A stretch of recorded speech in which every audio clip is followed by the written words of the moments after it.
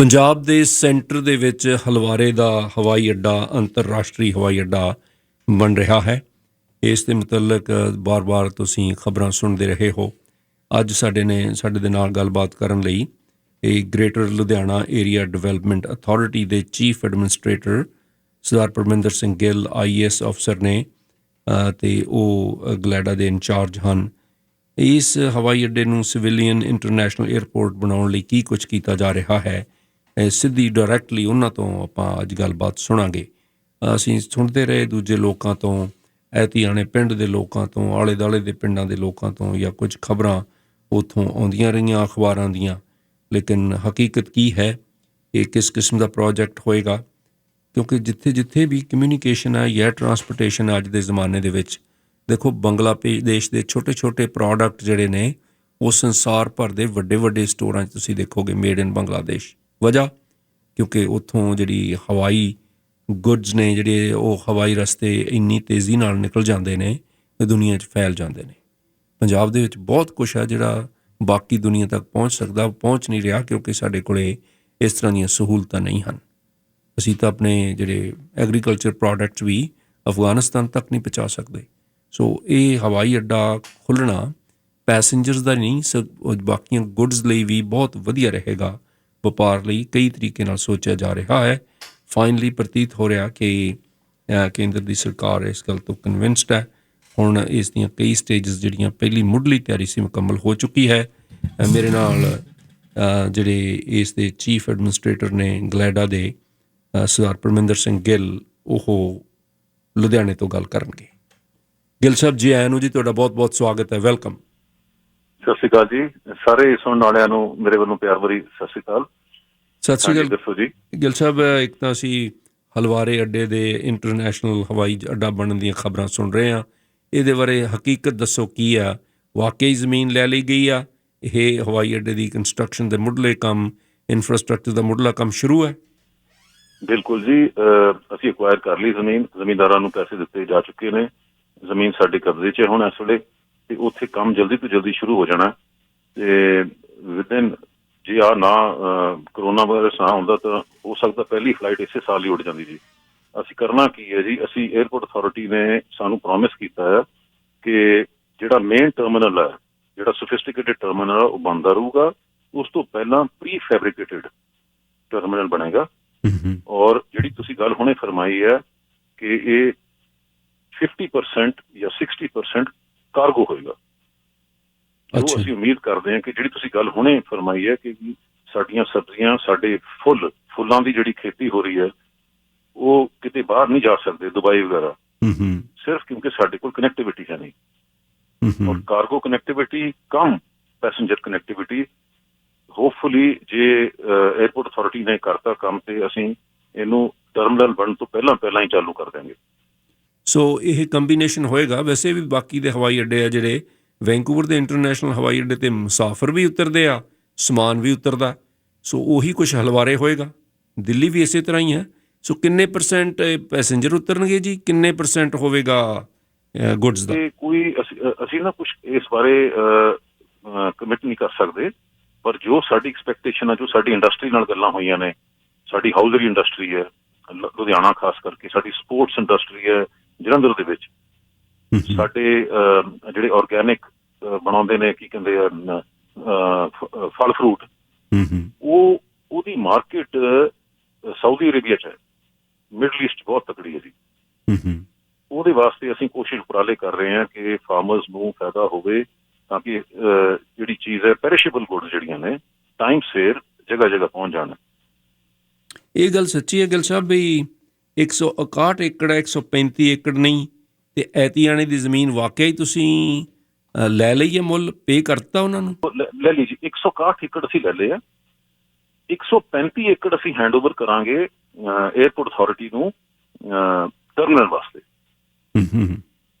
Terminal ਬਣੇਗਾ 135 ਏਕੜ 'ਚ। ਜਿਹੜੇ ਬਾਕੀ ਨੇ ਉਹ ਹੋਣਗੇ ਕਨੈਕਟੀਵਿਟੀ ਵਾਸਤੇ, ਜਿਹੜੇ ਉੱਥੇ ਰਸਤਾ ਬਣਨਾ ਹੈਗਾ। ਉਸ ਤੋਂ ਇਲਾਵਾ ਅਸੀਂ ਤੁਹਾਡੀ ਜਾਣਕਾਰੀ ਲਈ ਦੱਸ ਦਈਏ, ਅਸੀਂ ਸਿੱਧੀ ਸੜਕ ਬਣਾਵਾਂਗੇ ਟਰਮੀਨਲ ਤੋਂ ਲੈ ਕੇ ਫਿਰੋਜ਼ਪੁਰ ਰੋਡ ਤੱਕ। ਉਹਦਾ ਨੈਕਸਟ ਫੇਜ਼ ਹੈ ਜੀ। ਉਹ ਨੈਕਸਟ ਫੇਜ਼ ਦੇ ਵਿੱਚ ਅਸੀਂ 300 ਫੁੱਟੀ ਰੋਡ ਬਣਾਵਾਂਗੇ। ਉਹਦੇ ਦੋਨੋਂ ਪਾਸੇ ਐਡਜਸਟ ਕਰਾਂਗੇ। ਜਿਹੜੇ ਵੀ ਅਸੀਂ ਆਊਸਟੀਜ਼ ਹੋਣਗੇ, ਜਿਨ੍ਹਾਂ ਤੋਂ ਜ਼ਮੀਨ ਲਵਾਂਗੇ, ਉਹਨਾਂ ਨੂੰ ਪਲਾਟ ਦੇਵਾਂਗੇ। ਪੈਸੇ ਦੀ ਜਗ੍ਹਾ ਉਹਨਾਂ ਨੂੰ ਆਫਰ ਹੋਣਗੇ। ਉਹਨੂੰ ਕਹਿੰਦੇ ਆ land pooling. Land pooling scheme ਦੇ ਵਿੱਚ ਅਸੀਂ ਦੋਨੋਂ ਪਾਸੇ ਇੱਕ ਸ਼ਹਿਰ ਵਸਾਵਾਂਗੇ, ਜਿਹਦੇ ਵਿੱਚ ਇੰਡਸਟਰੀ ਵੀ ਹੋਊ, ਵਿੱਚ ਕਮਰਸ਼ੀਅਲ ਵੀ ਹੋਊ, ਰੈਜ਼ੀਡੈਂਸ਼ੀਅਲ ਵੀ ਹੋਊ। ਜਿਹੜੀ ਕਿ ਫਿਰੋਜ਼ਪੁਰ ਰੋਡ ਤੋਂ ਢੱਟਾ ਪਿੰਡ ਦੇ ਵਿੱਚ ਦੀ ਸਿੱਧੀ ਹਲਵਾਰੇ ਏਅਰਪੋਰਟ ਨੂੰ ਆਏਗੀ। ਬਿਲਕੁਲ। ਮੋਰ ਕਰੀਮਾ ਢੱਟ, ਸ਼ੇਖਪੁਰਾ, ਬੋਪਰਾਈ ਕਲਾਂ, ਜੱਸੋਵਾਲ, ਸੁਧਾਰ, ਇਹਦੇ ਵਿੱਚੋਂ ਲੰਘਦੀ ਹੋਈ ਰੋਡ ਬਣੂਗੀ। ਤੇ ਤੁਸੀਂ ਜਿਹੜਾ ਵੀ ਮੁਸਾਫਿਰ ਉੱਥੇ ਲੈਂਡ ਕਰਦਾ, ਜੇ ਜਲੰਧਰ ਦਾ ਸੱਜਣ ਹੈ ਜਾਂ ਨਵਾਂ ਸ਼ਹਿਰ ਦਾ, ਉਹ ਵਿਦਿਨ 2 ਘੰਟੇ, 1.5-2 ਘੰਟੇ 'ਚ ਆਪਣੇ ਘਰ ਪਹੁੰਚ ਸਕਦਾ। ਅੱਛਾ, ਇਹ ਵੀ ਦੱਸੋ ਸਾਨੂੰ ਵੀ ਜਿਹੜੇ ਵੀ ਉੱਥੇ ਸਾਜ਼ੋ ਸਮਾਨ ਬਣਨਾ ਜਾਂ ਲੱਗਣਾ, ਉਹ ਇਸੇ ਜ਼ਮੀਨ ਦੇ ਵਿੱਚ? ਐਤੀਆਣੇ ਤੋਂ ਕਈ ਕਿਸਮ ਦੀਆਂ ਖਬਰਾਂ ਆਈਆਂ ਸੀ ਕਿ ਉੱਥੇ ਤਾਰਾਂ ਲੱਗਣੀਆਂ ਸ਼ੁਰੂ ਹੋ ਗਈਆਂ ਨੇ। ਇਹ ਵੀ ਸਾਨੂੰ ਤੁਸੀਂ ਦੱਸ ਸਕਦੇ ਹੋ? Are you at liberty to tell us ਵੀ ਕੀਮਤ ਕੀ ਜ਼ਮੀਨ ਦੀ ਪੇ ਕੀਤੀ ਸਰਕਾਰ ਨੇ, ਗਲੈਡਾ ਨੇ? ਕਿੰਨੇ ਲੱਖ ਰੁਪਈਆ 1 ਏਕੜ ਦਾ ਪੇ ਕੀਤਾ ਐਤੀਆਣੇ ਵਾਲੀ ਜ਼ਮੀਨ ਦਾ ਲੇਟੈਸਟ? ਅਸੀਂ ਬਹੁਤ ਰੀਜ਼ਨੇਬਲ ਦਿੱਤਾ ਹੈਗਾ। ਜੋ ਰੇਟ ਬਣਦੇ, ਅਸੀਂ 10 ਪਿੰਡਾਂ ਦੇ ਰੇਟ ਲਏ, ਛਾਂਟ ਦੇ ਰੇਟ ਲਏ, ਔਰ ਜਿਹੜੇ ਉੱਪਰਲੇ 50% ਹੁੰਦੇ ਆ, ਉਹਨਾਂ ਦੇ ਵਿੱਚੋਂ ਛਾਂਟ ਕੱਢ ਕੇ ਰੇਟ ਕੱਢਿਆ। ਉਸ ਤੋਂ ਬਾਅਦ ਉਸਨੂੰ ਡਬਲ ਕੀਤਾ ਸੋਲੇਸ਼ੀਅਮ ਪਾ ਕੇ। ਤੇ ਜਿੱਥੇ ਰੇਟ ਰਜਿਸਟਰੀ ਦੇ ਰੇਟ ਹੈਗੇ 7 ਲੱਖ ਸਮਥਿੰਗ, 7,80,000 ਹੈਗਾ, ਅਸੀਂ 20 ਲੱਖ ਦਿੱਤਾ ਜੀ। 20,61,000 ਦਿੱਤਾ ਜੀ। ਸੋ 20,61,000 ਦਾ 1 ਏਕੜ ਜ਼ਮੀਨ ਲਈ ਆ। ਯੈਸ। ਤੇ ਮੈਂ ਸੁਣਿਆ ਕਿ ਉੱਥੋਂ ਉਜਾੜਾ ਭੱਤਾ ਜਾਂ ਮੁੜ ਵਸੇਬਾ ਭੱਤਾ ਵੀ ਦਿੱਤਾ ਗਿਆ। ਉਹ ਵੀ ਦਿੱਤਾ ਜੀ। ਉਹ ਹੈਗਾ 5 ਲੱਖ ਰੁਪਏ, 5.5 ਲੱਖ ਰੁਪਏ ਉਹਨਾਂ ਫਾਰਮਰਸ ਨੂੰ, ਉਹ ਇੱਕ ਵਾਰੀ ਦਾ? ਹਾਂਜੀ।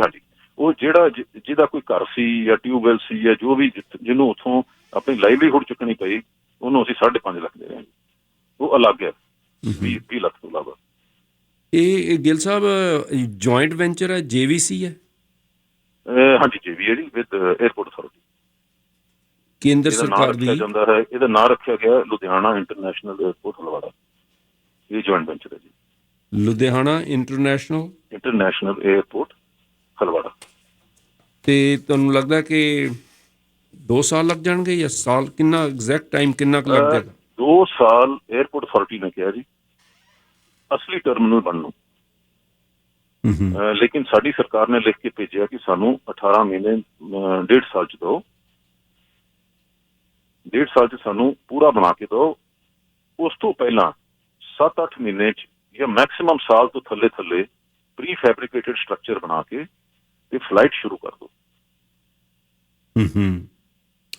ਤੇ ਜੇ ਅਸੀਂ ਪੰਜਾਬ ਦੀ ਭੂਗੋਲਿਕ ਸਥਿਤੀ ਦੇਖਦੇ ਹਾਂ ਗਿੱਲ ਸਾਹਿਬ, ਤਾਂ ਹਲਵਾਰਾ, ਜਿਹੜੇ ਲੋਕਾਂ ਨੂੰ ਪਤਾ ਨਹੀਂ, ਹਲਵਾਰੇ ਗਏ ਨਹੀਂ ਗਏ, ਉਹ ਹਲਵਾਰਾ ਕਿੱਥੇ ਕਾ?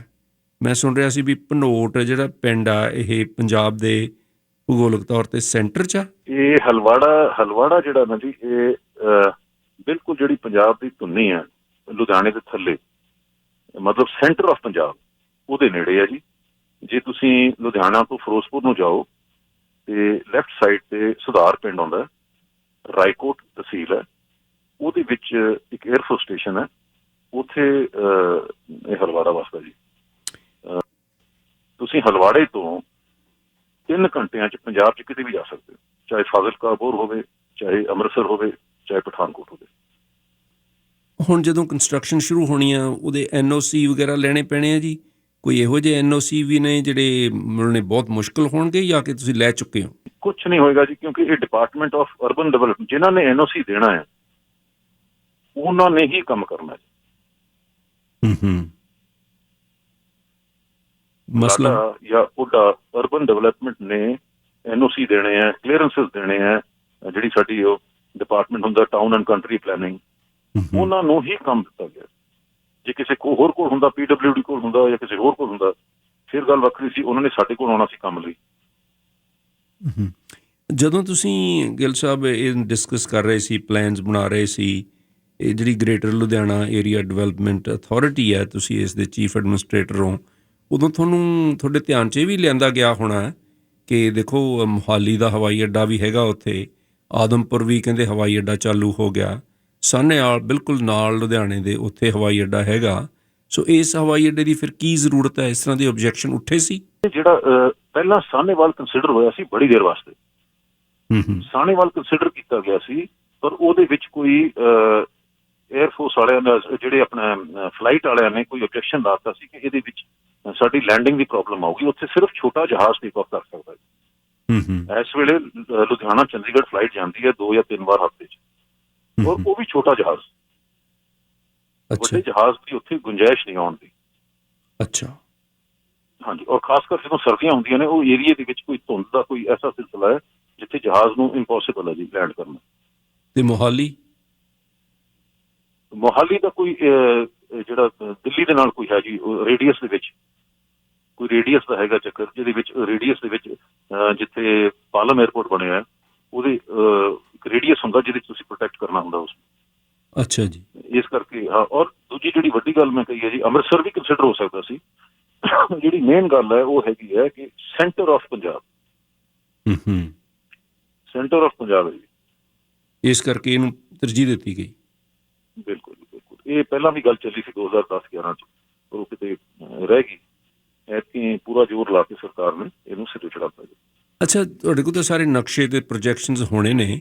ਜਦੋਂ ਇਹ ਹਵਾਈ ਅੱਡਾ ਪੂਰਾ ਫੁੱਲ ਫਲੈਜਡ ਬਣ ਗਿਆ, ਤੁਸੀਂ 135 ਏਕੜਾਂ ਦੇ ਵਿੱਚ ਉਹ ਜਿਹੜੀ ਸੜਕ ਵੱਡੀ ਕੱਢਣੀ ਆ ਫਿਰੋਜ਼ਪੁਰ ਰੋਡ ਨੂੰ, ਉਹ ਵੀ ਜੁੜ ਗਈ, ਫਲਾਈਟਸ ਚੱਲਣ ਲੱਗ ਪਈਆਂ, ਤਾਂ ਇਹਦਾ ਜਿਹੜਾ ਇਨਫਰਾਸਟਰਕਚਰ ਆ, ਜਿਹੜੀਆਂ ਸਪੋਰਟਿੰਗ ਸਰਵਿਸਿਜ਼ ਨੇ ਹਵਾਈ ਅੱਡੇ ਦੀਆਂ ਇੰਟਰਨੈਸ਼ਨਲ ਦੀਆਂ, ਆਮ ਤੌਰ ਦੇ ਉੱਤੇ 5-10 ਕਿਲੋਮੀਟਰ 'ਚ ਕਿਤੇ ਹੋਟਲ ਬਣ ਗਏ, ਕਿਤੇ ਕੋਈ ਹੋਰ ਇਸ ਕਿਸਮ ਦਾ ਜਿਹੜਾ ਸਿਸਟਮ ਬਣ ਗਿਆ, ਉਹ ਕਿੱਡਾ ਕੁ ਦਾਇਰਾ ਤੁਸੀਂ ਪਰਸੀਵ ਕਰਦੇ ਹੋ? ਉਹ ਕਾਫੀ ਹੱਦ ਤੱਕ ਜੀ, ਜਿਹੜਾ ਹੁਣ ਇਕੋਨਮੀ ਆਪਣੀ ਜਿੱਥੋਂ ਆਪਾਂ ਚੱਲਦੇ ਹਾਂ, ਦਿੱਲੀੋਂ ਤੁਸੀਂ ਆਉਂਦੇ ਹੋ ਜੀ, ਸਾਰੀ ਇਕੋਨਮੀ ਪੰਜਾਬ ਦੇ ਟੂਰਿਸਟ ਦੀ ਹੈ।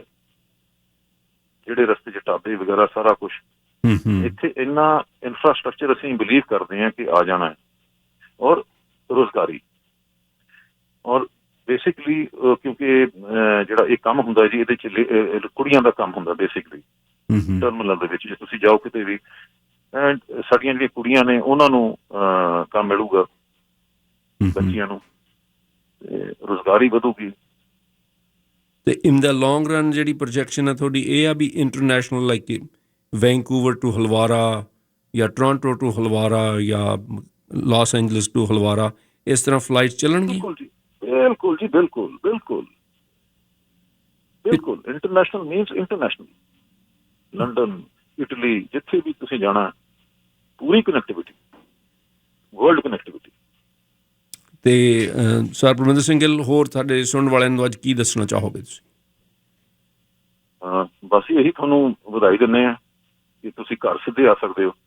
ਹੁਣ ਜਿੱਥੇ ਤੱਕ ਸਵਾਲ ਹੈਗਾ ਟ੍ਰੈਫਿਕ ਦਾ, ਜਿਹੜੀ ਤੁਸੀਂ ਸਵਾਲ ਪੁੱਛਿਆ ਡਾਇਰੈਕਟ ਫਲਾਈਟ ਦਾ, ਇਹ ਫੈਸਲਾ ਬੜੇ ਉੱਪਰਲੇ ਲੈਵਲ ਤੇ ਲਿਆ ਜਾਂਦਾ ਜੀ, ਕਿ ਵੈਦਰ ਹੌਪਿੰਗ ਫਲਾਈਟ ਹੋਊਗੀ ਜਾਂ ਡਾਇਰੈਕਟ ਹੋਊਗੀ, ਕਿਹੜੀ ਕਿਹਨੂੰ ਦੇਣੀ ਹੈ, ਇਹ ਸਾਰੀਆਂ, ਕਿਉਂਕਿ ਟ੍ਰੈਫਿਕ ਰੂਲਸ ਹੁੰਦੇ ਨੇ, ਰੈਗੂਲੇਸ਼ਨਸ ਹੁੰਦੀਆਂ ਨੇ। ਬਟ ਅਸੀਂ ਉਮੀਦ ਕਰਦੇ ਹਾਂ ਕਿ ਡਾਇਰੈਕਟ ਫਲਾਈਟਸ ਹੋਣਗੀਆਂ। ਇਹ ਫੈਸਲਾ AAI airport authority of India ਕਰਦੀ ਹੈ? ਹਾਂਜੀ, ਕਰੈਕਟ ਜੀ। ਕਿਉਂਕਿ ਟ੍ਰੈਫਿਕ ਚਾਰਟ ਉਹਨਾਂ ਦੇ ਕੋਲ ਹੁੰਦਾ ਹੈ, ਟ੍ਰੈਫਿਕ ਚਾਰਟ ਉਹਨਾਂ ਨੇ ਡਿਸਾਈਡ ਕਰਨਾ ਹੁੰਦਾ ਕਿ ਕਿੱਥੋਂ ਕਿਹੜੀ ਫਲਾਈਟ ਜਾਣੀ ਹੈ, ਕਿਹੜਾ ਰੂਟ ਜਾਣਾ, ਕਿੱਧਰ ਨੂੰ ਜਾਣਾ। ਔਰ ਗ੍ਰੈਜੂਅਲੀ ਮੈਨੂੰ ਉਮੀਦ ਹੈ ਕਿ ਡਾਇਰੈਕਟ ਫਲਾਈਟਸ ਡਾਇਰੈਕਟ ਸ਼ੁਰੂ ਹੋ ਜਾਣਗੀਆਂ। ਤੁਹਾਡਾ ਅੰਦਾਜ਼ਾ ਵੀ 1.5 ਤੋਂ 2 ਸਾਲ ਲੱਗ ਸਕਦੇ? ਯੈਸ, ਮਤਲਬ ਉਹਨੂੰ ਫੰਕਸ਼ਨਲ ਹੋਣ ਨੂੰ, ਫੁੱਲੀ ਫੰਕਸ਼ਨਲ। ਬਟ ਫਲਾਈਟਾਂ ਨੂੰ ਸਾਡੀ ਪੂਰੀ ਕੋਸ਼ਿਸ਼ ਹੈ ਸਰਕਾਰ ਦੀ ਕਿ ਇਹਨੂੰ ਸਾਲ ਦੇ ਵਿੱਚ ਸ਼ੁਰੂ ਕਰਦੀ, ਫਲਾਈਟ ਸ਼ੁਰੂ ਹੋ ਜਾਣ ਪ੍ਰੀ ਫੈਬਰਿਕੇਟਡ ਸਿਸਟਮ 'ਚ। ਗਿੱਲ ਸਾਹਿਬ, ਬਹੁਤ ਬਹੁਤ ਮਿਹਰਬਾਨੀ ਜੀ, ਬਹੁਤ ਸ਼ੁਕਰੀਆ ਤੁਹਾਡਾ। ਥੈਂਕ ਯੂ ਜੀ, ਬਹੁਤ ਬਹੁਤ ਧੰਨਵਾਦ ਜੀ, ਸਾਰਿਆਂ ਨੂੰ ਧੰਨਵਾਦ ਜੀ। ਥੈਂਕ ਯੂ, ਥੈਂਕ ਯੂ ਜੀ।